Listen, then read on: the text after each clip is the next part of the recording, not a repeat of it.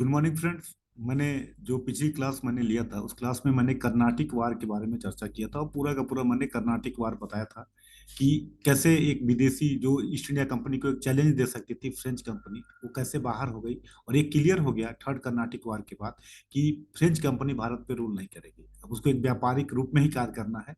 और east India company का एक बड़ा हर्डल, जो एक चैलेंज मिल सकता था फ्रेंच कंपनी से, वो दूर हो गया। आज का जो हमारा टॉपिक है, जो आज के टॉपिक पे हम चर्चा करेंगे, आज हमारा टॉपिक है बेसिकली जो हम पढ़ेंगे प्लासी और बक्सर का वार।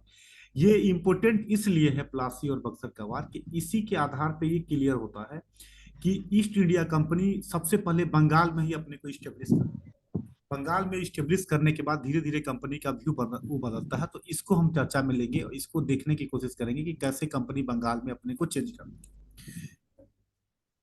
पूरा पूरा हम अगर देखें। देखिए अभी यह समझिएगा, ये पूरा मैप है। सेकेंड कर्नाटिक वार के बाद कंपनी यहाँ पे लगभग लगभग मजबूत कंडीशन में आ चुकी थी।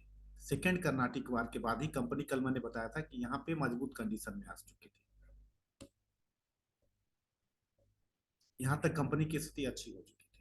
अब हमें क्या था कि यहाँ के बाद अब कंपनी धीरे धीरे बंगाल में अपने को स्टेब्लिश करती है। कंपनी बंगाल में कैसे स्टेब्लिश करती है इसके बारे में हम देखेंगे और इस चीज को समझने की हम यहाँ पे कोशिश करेंगे। अब देखिए, तो सबसे बड़ा मुद्दा मुद्दा आता है कि कंपनी बंगाल में, बंगाल के राजनीति क्या है। तो सबसे पहले हमें ये जानना पड़ेगा कि बंगाल में हो क्या रहा है, बंगाल में क्या हो रहा है, ये हमें जानना बहुत जरूरी है।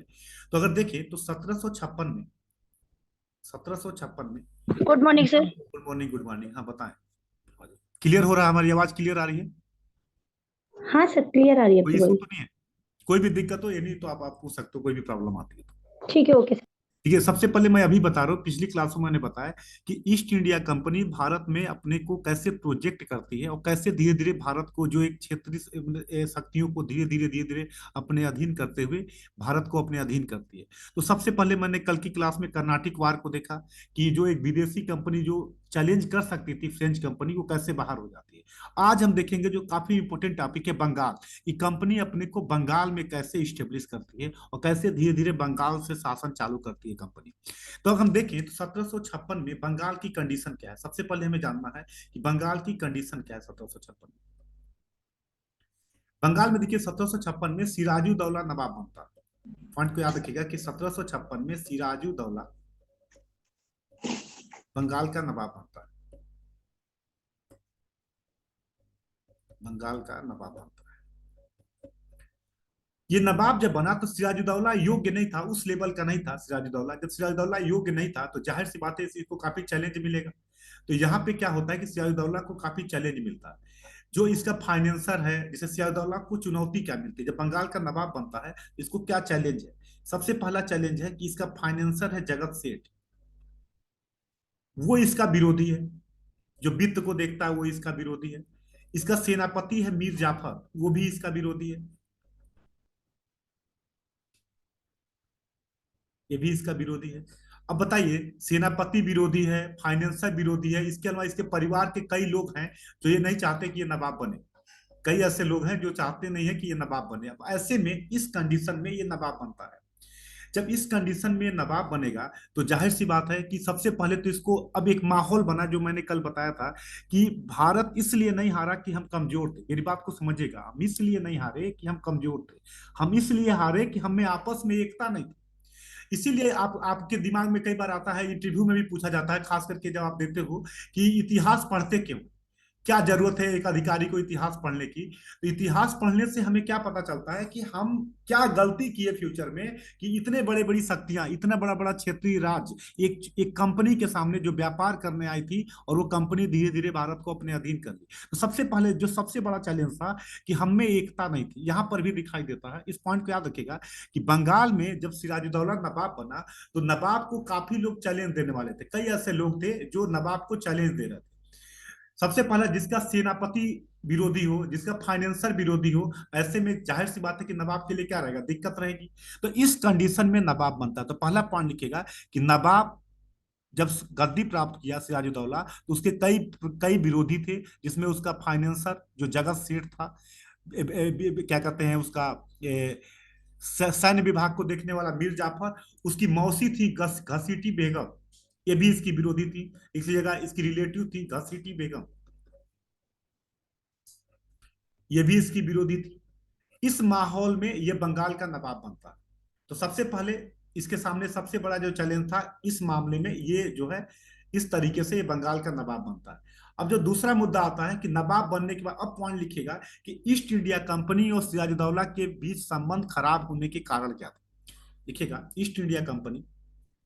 मेरी बात समझ में आ रही है सबको? हाँ सर, आ रही है। ईस्ट इंडिया कंपनी और बंगाल के नवाब के संबंध होने खराब होने के कारण,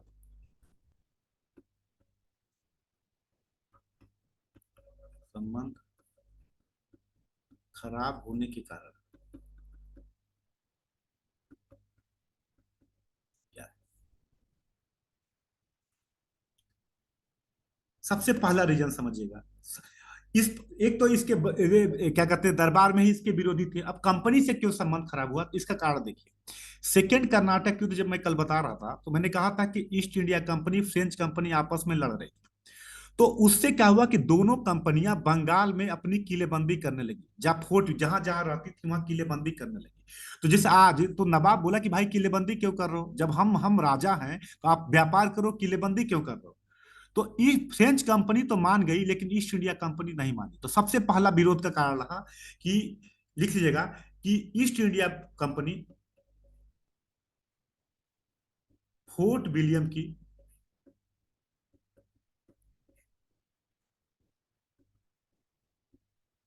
किलेबंदी को रोकने के लिए तैयार नहीं हुई। जो नवाब मना कर रहा था किलेबंदी को रोकने के लिए तैयार नहीं हुई,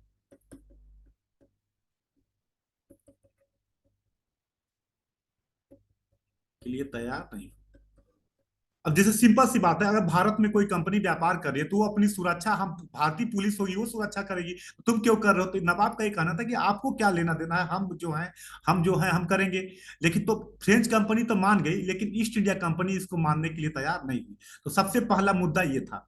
दूसरा, आपको पता होगा अभी आप डीएम बन के जाइएगा जब कभी, तो देखिएगा जैसे ही डीएम बन के चार्ज लीजिएगा तो कई लोग आपको उपहार लेके आएंगे देने के लिए, एक नजराना देंगे कि साहब आए हैं। तो ये परंपरा उस समय भी थी। तो सिराजुद्दौला के नवाब बनने पे बंगाल में ईस्ट इंडिया कंपनी के लोगों ने उसको किसी भी प्रकार का उपहार या गिफ्ट नहीं दिया। तो दूसरा मुद्दा इससे भी नाराज था वो, कि सिराजुद्दौला को ईस्ट इंडिया कंपनी ने किसी भी प्रकार का उपहार या नजराना नहीं दिया।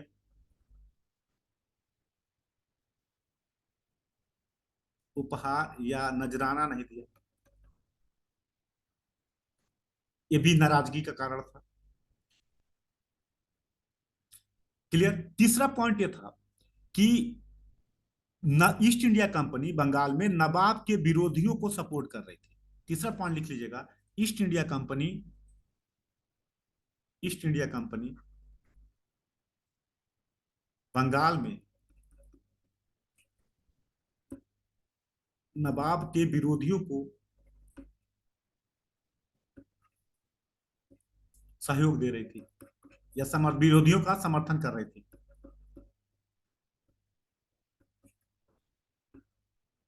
ये रीजन थे जिसके कारण नवाब का और ईस्ट इंडिया कंपनी के बीच का संबंध जो है हमारा खराब होता है। इन कारणों से दोनों जो है संबंध खराब होने के पीछे रीजन रहा।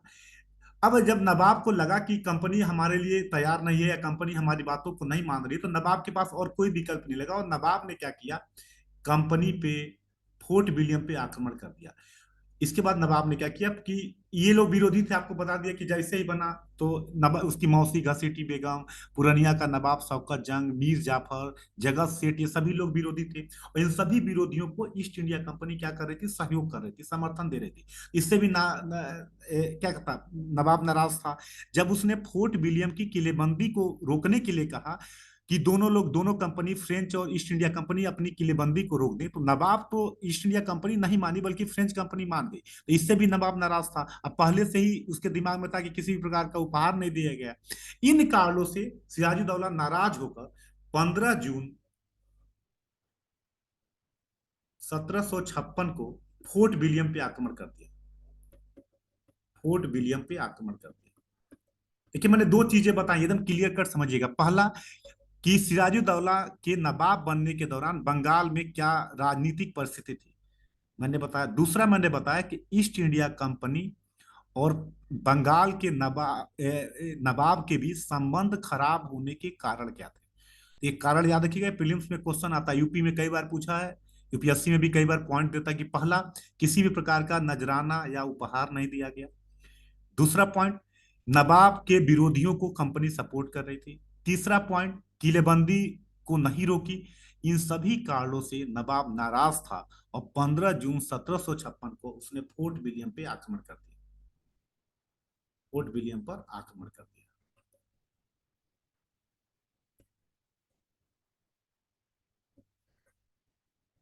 यहां तक क्लियर है? किसी यस को सर। डाउट हो तो बताइए।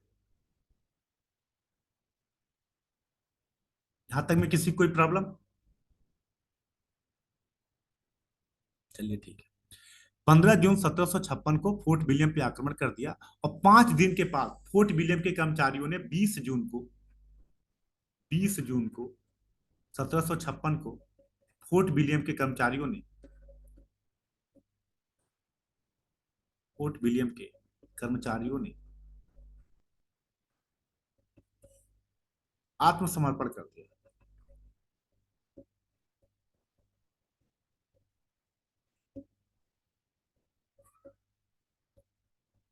अब देखिए यहाँ पे क्या कहा जाता है, एक घटना है जिसको यहीं पे होते हैं, जिसको कहते हैं ब्लैक होल ट्रेजेडी या काल कोठरी की घटना। अब समझिएगा क्या था कि जब आक्रमण कर दिया तो नवाब नवाब था, उसके सामने अंग्रेजी सेना ने सरेंडर कर दिया। सरेंडर करने के बाद नवाब ने क्या किया कि उसको अपने अधिकारियों को देख के वहां से चला गया। कहा यह जाता है कि जिस जिस कमरे में इनको रखा गया था, जहां पे रखा गया था, वहां पे कहा जाता है कि एक छोटा कमरा था जिसमें हवा के लिए कोई मतलब खिड़की नहीं थी। वहां पे घुटन से काफी अंग्रेज मारे गए। इस घटना को कहा जाता है ब्लैक होल ट्रेजेडी। कि नवाब ने क्या किया, कलकत्ता मानिक चंद को देख के चला गया और जहां पे जो अंग्रेजों जो आत्मसमर्पण किए थे उनको रखा गया, उनको उस कमरे में रखा गया, घुटन से काफी अंग्रेज मर गए। इसको कहा जाता है ब्लैक होल ट्रेजेडी, इस घटना को। तो इसी के बाद याद रखिएगा, 21 जून 1756 को होता है, एक घटना होती है ब्लैक होल ट्रेजेडी, जिसको कहते हैं काल कोठरी की घटना। इस घटना को बताने वाला जो व्यक्ति है वो है हालवेल। लिख लीजिएगा, क्वेश्चन पूछा गया है यूपीएससी में, हालवेल। इस घटना के बारे में जो वर्णन किया है, ये व्यक्ति उस समय वहां था, हालवेल ने इस घटना के बारे में वर्णन किया है। जे जेड हालवेल इसका पूरा नाम है। हालवेल अगर आता है तो जे जेड हालवेल। ये कहता है कि जहां जिस कमरे में अंग्रेजों को रखा गया, उस कमरे में इतना घुटन था कि काफी अंग्रेज मारे गए और इसी घटना को अंग्रेजों ने अपने प्रतिशोध का कारण माना। लेकिन इसी समय एक किताब लिखी गई। यहां तक क्लियर है सबको कि 15 जून 1756 को सिराजुद्दौला ने फोर्ट विलियम पे आक्रमण किया। आक्रमण करने के बाद फोर्ट विलियम के अंग्रेजों ने 5 दिन तक किया। अब चूंकि एक किले में कितने लोग होंगे, आत्मसमर्पण कर दिए। जहां पे अंग्रेजों को रखा गया वहां घुटन से काफी अंग्रेज मारे गए। इस घटना को कहा जाता है ब्लैक होल ट्रेजेडी, ये पूछा गया है कई बार। और इस घटना को बताने वाला व्यक्ति है जे जेड हालवेल। जे जेड हालवेल जो उस समय वहां था, जीवित रहा था, उसने इस घटना को बताया कि कैसे अंग्रेज मारे गए थे। क्लियर? लेकिन इसी समय एक किताब लिखी गई, इस किताब को भी पूछा गया है, इस किताब लिखी गई, लिख लीजिएगा, गु, गुलाम हुसैन की, गुलाम हुसैन की सियारुल मुतखैरीन, सियारुल मुतखैरीन। ये किताब कई बार पूछा जाता है कि किस काल की थी, इसी समय लिखी गई थी। इस किताब में इस घटना का कोई वर्णन नहीं, इस घटना का कोई वर्णन नहीं, कोई वर्णन। तो फिर सर ये किताब क्यों लिखी गई? ये किताब जनरल लिखी गई थी, जिसे उस जनरल में उसी समय के बंगाल के बारे में लिखी गई थी, लेकिन इस घटना को उस किताब में वर्णन नहीं किया गया। इसी समय कि जिसे हाँ। जिसे दरबारी लिखते ना, समकालीन मुस्लिम इतिहासकार थे ये गुलाम हुसैन, इन्होंने हाँ एक सर। किताब लिखी। लेकिन इसमें इस घटना का इस किताब में कोई उल्लेख नहीं है, जबकि अंग्रेजों ने भारत में अपने प्रतिशोध के लिए इस घटना को जिम्मेदार माना। जो प्रतिशोध आगे करेंगे उसके लिए कि इस घटना के कारण कि हमारे साथ ऐसा हुआ इसलिए हम भारतीयों में ऐसा कर रहे हैं, लेकिन इस किताब में इस घटना का कोई उल्लेख नहीं। इसका मतलब ये हुआ कि इस घटना में कुछ थोड़ी सी दिक्कत था, लेकिन इसको अंग्रेजों ने बढ़ा चढ़ा के एक बदला लेने के लिए इस घटना को बताया। ठीक है। पॉइंट क्लियर है? हाँ सर, क्लियर है। तो ये किताब पूछी जाती है प्रीलिम्स के लिए, गुलाम हुसैन की सियारुल मुतखरिन। इसी एक बार पूछा यूपीएससी में क्वेश्चन पूछा कि ये किस काल की थी, तो बताइएगा 1700 से 1750 के बीच, मतलब इसी काल की किताब है। और इस किताब में इस घटना का कोई उल्लेख नहीं किया गया। जबकि लिख लीजिएगा, जबकि ईस्ट इंडिया कंपनी ने इस अपने आक्रामक युद्ध के लिए इस घटना को जिम्मेदार माना और बार बार ये कहा है कि मैं इस कारण हम एक नीति अपना रहा। क्लियर? हाँ सर, क्लियर। तो तीन चीजें मैंने बताया कि सिराजुद्दौला जब बंगाल का नवाब बना तो उस समय क्या परिस्थितियां थी। दूसरा, ईस्ट इंडिया कंपनी और सिराजुद्दौला के बीच संबंध खराब होने के कारण क्या थे, और उसके बाद घटनाएं कैसे हुई, ब्लैक होल ट्रेजेडी क्या है, जेड जेड हालवेल ने बताया। और उसी समय गुलाम हुसैन ने एक किताब लिखी सियारुल मुतखरीन, जिसमें इस घटना का कोई उल्लेख नहीं किया गया। अब देखिए आप। सर इसी समय से 1756 में कलकत्ता का नाम बदल कर भी कुछ रखा गया हाँ था। हाँ, अभी बता रहे, अभी आएगा, थोड़ा सा रुकिए, बताता हूँ मैं अभी। अभी सीक्वेंस में चलने दीजिए, मैं आपको बताता हूँ पूरा, ठीक है? अब देखिए, इसके बाद क्या होता है कि जब ये घटना हो गई, इसके बाद अब देखिए ये खबर कहाँ पहुंचती है, ये कहाँ हो रहा है, फोर्ट भी यहाँ पे हो रहा है। और यहाँ आपको पता है कि सेकेंड कर्नाटक युद्ध में यहाँ पे कंपनी की पोजीशन काफी अच्छी है।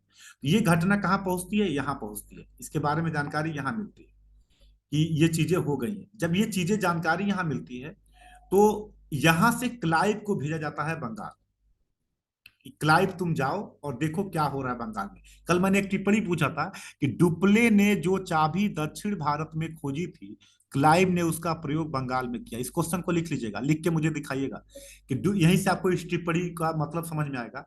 डुप्ले ने जो चाबी दक्षिण भारत में खोजी थी, दक्षिण भारत में खोजी थी,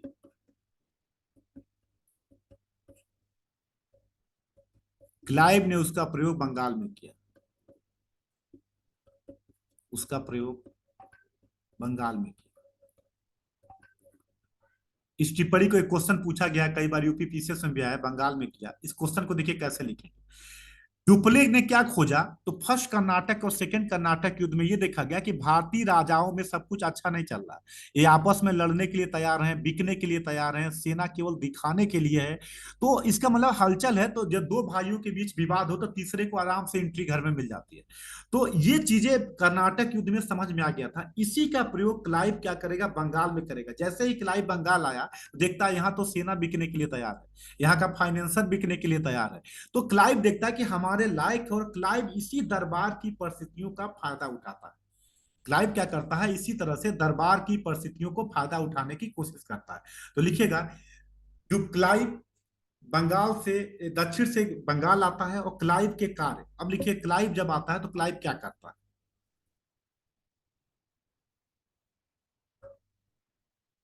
क्लाइव के कार्य समझ लीजिएगा। कभी फिर जीवन में चाहे मेंस हो चाहे प्रीलिम्स हो, कभी धोखा नहीं खाइएगा। अगर क्लास में कॉन्सेप्ट को समझ लीजिएगा। क्लाइव आया तो क्लाइव, अब आप भी जाएं, अगर आप ही क्लाइव हो तब देखेंगे यार यहाँ तो जब सेना ही बिकने के लिए तैयार है, अब हमारे तो भी क्या करेगा राजा नवाब, क्या कर लेगा। और ये क्या करता है, क्लाइव पहला कार्य करता है, सबकी महत्वाकांक्षाओं को जगाना चालू करता है। सबकी, सभी विरोधियों की, सभी विरोधियों की महत्वाकांक्षाओं को जगाता है, कांक्षा को जगाता है। क्या कहता है कि मीर जाफर, तुम्हें हम नवाब बना देंगे, क्यों परेशान हो। फाइनेंसर को भी कहता है परेशान ना हो, हमें बनने दो। अब ऐसे में धीरे धीरे माहौल उसको समझ में आता है कि ये तो सब बिकने के लिए तैयार हैं। अब नवाब को भी अपनी कमजोरी समझ में आता है कि गलत पंगा ले लिए, गलत व्यक्ति से पंगा ले लिए, क्योंकि जब हम देख रहे हैं हम अपने पे ही हमारा नियंत्रण नहीं है। अब ऐसे में धीरे धीरे जो है नवाब बैकफुट पे आता है, और एक तरीके से पुराने सभी अधिकार ईस्ट इंडिया कंपनी को देने के लिए तैयार हो जाता है। तो एक संधि होती है, लिखिएगा, एक क्वेश्चन आईएएस में पूछा है, फरवरी 1757 में अलीनगर की संधि होती है। इस डेट को याद रखिएगा, पूछा गया अलीनगर की संधि।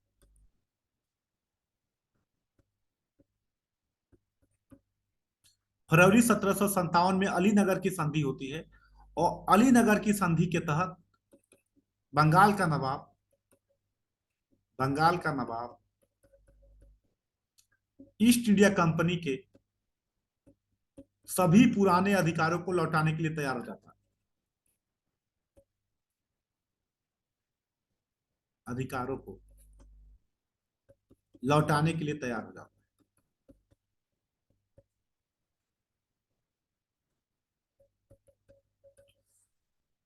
सॉरी, लौटाने के लिए तैयार हो जाता है। तो अब ऐसे में मतलब कि लौटाने में क्या, किलेबंदी कर लो, अब हमें कोई दिक्कत नहीं, तुम किलेबंदी करना है कर लो, कोई दिक्कत नहीं।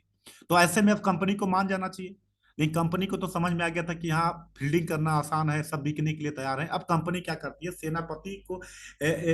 सेनापति मीर जाफर को खरीद लेती है, जगत सेठ को खरीद लेती है, और ऐसे में धीरे धीरे ये सभी लोग क्या हो जाते हैं, इनके विरोधी हो जाते हैं। अब ऐसे में नवाब अकेला पड़ जाता है, और तब जाके जो क्लाइव, मतलब ईस्ट इंडिया कंपनी और बंगाल के नवाब के बीच जो युद्ध होता है, उसको कहा जाता है प्लासी का युद्ध। यहां तक क्लियर है? किसी कोई डाउट हो तो बताएं। हाँ सर, क्लियर है। सर ये जो 23 आपने जून पहले वाला सर आपने जो क्वेश्चन बोला हुआ था, ये डुप्ले डुप्ले ने जो चाबी दक्षिण भारत में खोजी थी। मतलब खोजी थी, हाँ, वो क्लाइव ने उसका प्रयोग बंगाल में बंगाल किया। में तो किया, सर, हाँ। इसका जब आंसर लिखेंगे तो सर मतलब क्या दोनों कर्नाटक वर्ड मतलब नहीं वॉर नहीं के नहीं, बारे में ये नहीं सर? बता, यहाँ ऐसे लिखना है कि कर्नाटक युद्ध के दौरान हम्म। डुप्ले ने यह यह यूरोपीय कंपनियों ने यह जाना कि भारतीय राज्यों में कोई एकता नहीं है, सभी बिकने के लिए तैयार हैं, और इसका उदाहरण है प्रथम कर्नाटक युद्ध के दौरान सेंट थामे के युद्ध में एक बड़ी भारतीय सेना को फ्रांसीसियों ने हरा दिया। तो ऐसे में क्लाइव को भी ये समझ में आ गया कि अगर हम माहौल का अनुसार काम करें तो हम यहाँ पे बड़े लंबे समय तक सत्ता को प्राप्त कर सकते हैं। इसी ठीक का है सर। फायदा जब क्लाइव बंगाल में आता है तो देखता है यहाँ सेना बिकने के लिए तैयार है, फाइनेंसर बिकने के लिए तैयार है। तो ऐसे में इसी का फायदा उठा के क्लाइव ने बंगाल को जीत लिया। ठीक है सर। ये मतलब इसके, चाबी हाँ क्या, ठीक। चाबी ये है कि भारत में केवल दिखाने के लिए सब में आपस में संघर्ष चल रहा है, सभी लोग बिकने के लिए तैयार है, बस कीमत दो, लोग बिक जाएंगे। तो इसी का फायदा क्लाइव क्या करता है, बंगाल में उठाता है। ये मैसेज गया कि हम में एकता नहीं है, हम आपस हम्म। में संघर्ष करने के लिए तैयार हैं, गद्दी प्राप्त करने के लिए हम कुछ भी कर सकते हैं। इसी हाँ का तो उसने फायदा। उसकी फूट का मतलब फायदा उठाया हुआ ये है। फूट कहाँ पता चला, कर्नाटक युद्ध में ही तो पता चला। जी जी आपको सर। याद होगा सेकेंड कर्नाटक युद्ध में हैदराबाद और कर्नाटक, इन दोनों के उत्तराधिकारी के लिए संघर्ष हो रहा था। हम्म। हैदराबाद में जो था निजाम था, नासिर जंग को उसका विरोधी मुजफ्फर जंग चैलेंज दे रहा था। हम्म। कर्नाटक का नवाब अनरुद्दीन को उसका क्या कहते हैं, बहनोई था, चांद साहब, वो चैलेंज कर रहा था। तो ऐसे में जब सत्ता के लिए ही संघर्ष चल रहा हो तो बाहरी को मौका मिलेगा कि नहीं मिलेगा? मिलेगा सर, बिल्कुल मिलेगा। यही फायदा, इसीलिए इतिहास पढ़ा जाता है। आपको समझ में आया कि जी इसीलिए सर। हम संविधान में पढ़ते हैं तो इसीलिए पहला पेपर में इतिहास पढ़ा जाता है कि भारत अखंड है, हम पूरा एक हैं, केंद्र को हम्म। मजबूत, क्योंकि हमारे यहाँ ये हमेशा देखा गया कि जब जब हम आपस में लड़े बाहरियों को फायदा हुआ। हम्म। इसीलिए कहा जाता है कि पूरा देश एकता अखंडता की हम बात करते हैं, और संविधान के प्रियम्बल में 42वें संविधान संशोधन के द्वारा अखंडता को डाला गया कि पूरा कोई ये ना जाने कि कश्मीर और ये केरला या अलग अलग बंगाल, सब एक है, पूरा देश एक है, क्योंकि ये समस्या हमें शुरू से बनी रही। जी सर। बंगाल, अब सोचो एक कंपनी जो अदनी सी कंपनी है, व्यापार करने आई है, हमारे यहाँ हम्म। बड़े बड़े राजा महाराजा अपनी सेना रख के कंपनी के आगे घुटना टेक दिए, क्यों? क्योंकि हम कभी एक हुए ही नहीं। हम्म। कर्नाटक भी, अगला अगर हमारे, अब बताओ कोई बदमाश अगर मोहल्ले में एक आदमी को मार रहा और हम एक हम्म। नहीं हुए तो कल हमें भी मारेगा वो।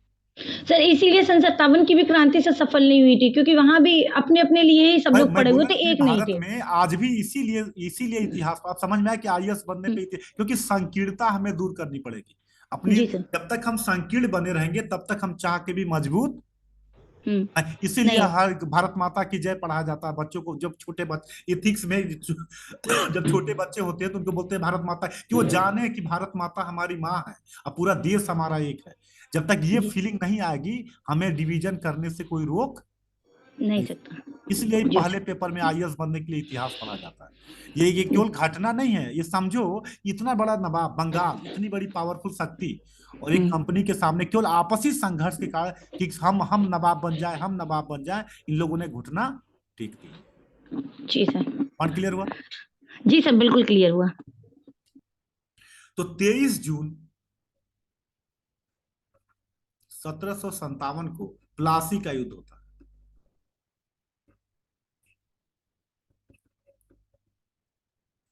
जिसमें आपको पता है बंगाल का नवाब सिराजुद्दौला और ईस्ट इंडिया कंपनी। कहते हैं के एम पनिक्कर एक लाइन लिखते हैं, लिख लीजिएगा, के एम पनिक्कर का एक स्टेटमेंट है, के एम पनिक्कर, कि बंगाल प्लासी का युद्ध युद्ध नहीं था। ये यूपी पीसीएस में आ चुका है, टिप्पणी है, प्लासी का युद्ध युद्ध नहीं था,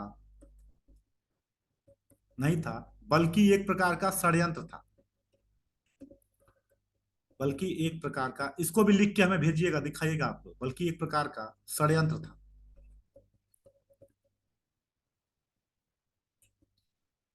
प्लासी का युद्ध युद्ध नहीं था, बल्कि एक प्रकार का षड्यंत्र था। युद्ध क्या होता है? जब दोनों लड़ते हैं, जब हमारी सेना ही बिक चुकी है, मीर जाफर का को नवाब, अंग्रेजों ने लालच दे दिया कि तुम्हें हम नवाब बना रहे, क्यों लड़ रहे हो, तो ये युद्ध 1 घंटा चला ही नहीं, और सिराजुद्दौला को भागना पड़ा, बाद में वो मर गया, और इस तरीके से प्लासी के युद्ध में ईस्ट इंडिया कंपनी ने अपनी मजबूत स्थिति बना ली। Point clear?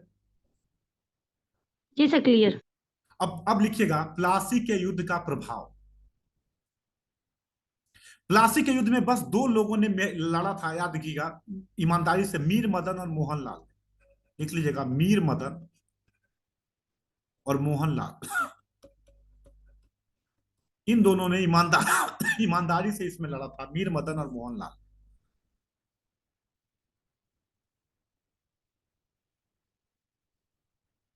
जिसमें मीर मदन मारा गया था। नवाब युद्ध को छोड़ के भाग गया, बाद में एक यूपी पीसीएस पूछा नवाब किससे भागा था, तो याद रखिएगा हाथी से भागा था। ये भी क्वेश्चन पूछा गया प्रीलिम्स में यूपी पीसीएस के, नवाब किससे भागा था? हाथी से भागा था।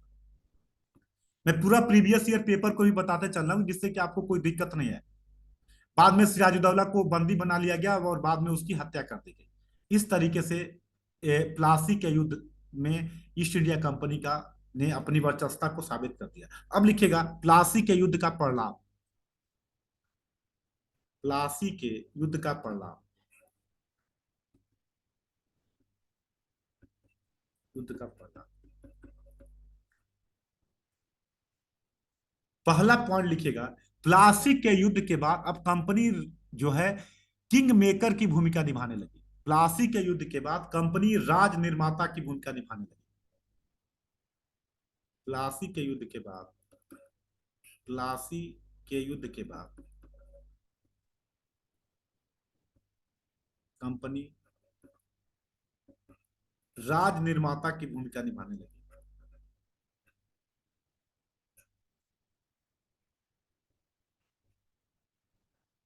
की भूमिका निभाने लगी। सर इसका मतलब क्या है पॉइंट का, राज किंग निर्माता? मेकर मतलब कि अब जिसको चाहे बंगाल का नवाब बना दे, किंग मेकर हो गई। और उसने मतलब क्या किया? कंपनी के हाथ में पूरी ये हाँ, चीज आ पूरा गई कि पावर वो है कि जो। हम अब जिसको चाहे नवाब बना दे, और यहाँ पे कंपनी क्या करती है, मीर जाफर को बंगाल का नवाब बनाती है। उदाहरण के लिए आप कह सकते हो कंपनी किसको नवाब बनाती है? मीर मीर जाफर जाफर को। को। किंग मेकर हुई कि नहीं हुई? हाँ सभी। तो मीर जाफर को बंगाल का नवाब बनाती है।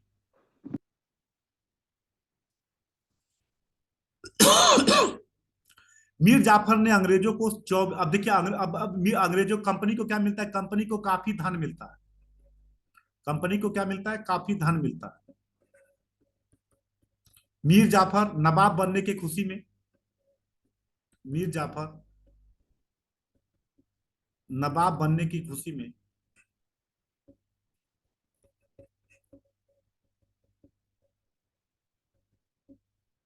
24 परगना की जागीर कंपनी को देता है, 24 परगना की जागीर से पुरस्कृत करता है,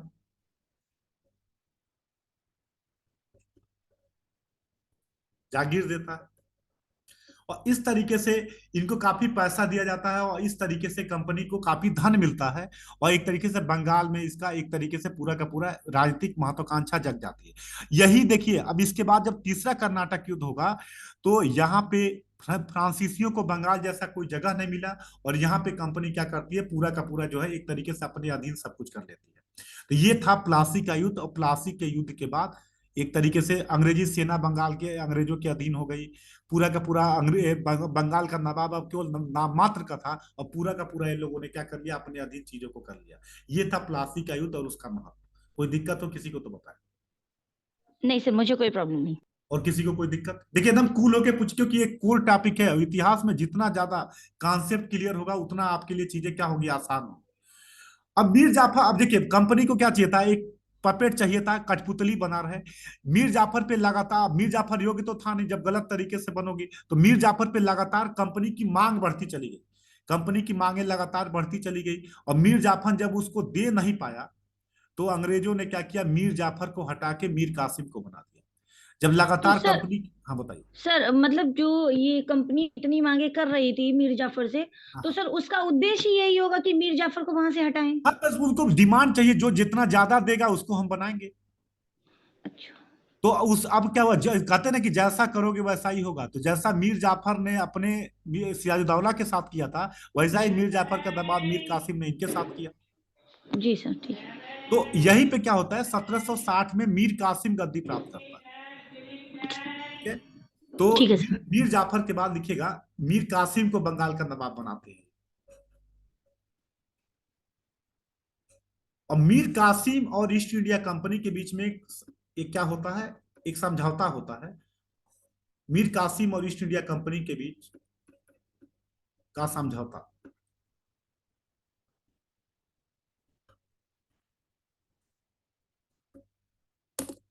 अब मैं जनरली बताता हूँ, इसको आगे कंटिन्यू करूंगा क्योंकि 40 मिनट का ये सेशन है। अब आपको जो भी पूछना है एक बार पूछ लीजिएगा, फिर से एक बार। इसमें समझौता में क्या होता है, 1760 में जब नवाब बनेगा तो काफी धन देगा। वर्धमान, मिदनापुर, चटगांव की जागीर देगा ईस्ट इंडिया कंपनी को। दक्षिण अभियान के लिए 5 लाख रुपया देगा। और इस कंडीशन पे मीर कासिम बंगाल का नवाब बनता है। मतलब कंपनी को काफी धन मिलता है, कंपनी अपनी पोजीशन को काफी मजबूत करने चली जाती है। और धीरे धीरे नवाब की स्थिति क्या होने लगती है, डाउन होने लगती है। तो ये अभी तक हमने प्लासी के युद्ध और उसके महत्व तक बता दिया। यहां तक में क्वेश्चन क्या पूछेगा, प्लासी के, इसे पूछ दिया कि प्लासी का युद्ध युद्ध नहीं था बल्कि एक षड्यंत्र, टिप्पणी करिए। ये क्वेश्चन तैयार कर लीजिएगा। डुप्ले ने जो चाबी दक्षिण में खोजी थी, क्लाइव ने उसका प्रयोग बंगाल में किया, इसको तैयार, क्योंकि अब देखिए, अब पहले केवल स्वतंत्रता आंदोलन से पूछे जाते थे, अब पीछे के क्वेश्चन आने लगे हैं। तो फ्यूचर में यहां से भी क्वेश्चन मिलेंगे, इसलिए इनको तैयार करिएगा। प्रीलिम्स के लिए सियादौला के विरोधियों में कौन कौन थे, ईस्ट इंडिया कंपनी और सियादौला के बीच संबंध खराब होने के कारण क्या थे, अली नगर की संधि का महत्व क्या है, कब हुआ था, क्रम बनाने के लिए काल कोठरी की घटना का वर्णन किसने किया, जे हालवेल ने। गुलाम हुसैन की कौन सी किताब है जिसमें इस घटना का वर्णन नहीं हुआ, स्टेटमेंट दे पूछ दे कि गुलाम हुसैन ने भी इस घटना का वर्णन किया है, स्टेटमेंट क्या है, गलत है। गुलाम हुसैन ने अपनी किताब में इस घटना का वर्णन नहीं किया था। तो ये प्रीलिम्स के क्वेश्चन है और ये मेंस के क्वेश्चन है। इनको आपको दिमाग में रखना है और इनको लगातार रिवाइज करते रहिएगा, जिससे एक बार अगर कॉन्सेप्ट समझ में आ गया। बंगाल में हम हारे क्यों, ऐसा नहीं था कि नवाब कमजोर था, हम इसलिए हारे कि हम एक सर नहीं, बिकने के सर लिए। हाँ बताइए। सर जो अंग्रेज थे, तो अंग्रेजों ने बंगाल को ही पहला टारगेट अपना क्यों बनाया क्योंकि था? बंगाल को इसलिए टारगेट किया, इसका रीजन था कि देखिए, एक तो सबसे बड़ा बंदरगाह था, पहले से कंपनी हाँ। 3 जगह ही सेटल थी। फोर्ट विलियम हम्म। यहाँ पे, मद्रास, बंगाल और दक्षिण में। दक्षिण में हम्म। की स्थिति अच्छी हो गई थी, अभी भी जी। क्या कहते हैं, बंबई में मराठे काफी मजबूत थे। अभी जी। उनको वो स्थिति नहीं मिली, बंगाल में परिस्थितियां इनके अनुकूल हो गई ना। मतलब सर, बंगाल में आपस में लड़ाई, इतनी झगड़ा चल रहा था, जो अंग्रेजों हाँ, को ये मतलब ये चीज का पता लग गया था कि ये वो वहां मौका मिल पे गया ना कब्जा। उनको, परिस्थितियां इनके अनुकूल हो गई। चूंकि कंपनी पहले से ही बंगाल में स्टेब्लिश थी, पोर्ट के पहले व्यापार करती थी, तो जहां बंदरगाह था वहीं थे ये लोग। तो बंगाल, जी। बंबई और मद्रास 3 जगह कंपनी थी, सेटल थी। हम्म। दक्षिण में जीती चुके थे सेकंड कर्नाटक युद्ध में, मैंने कल बताया था।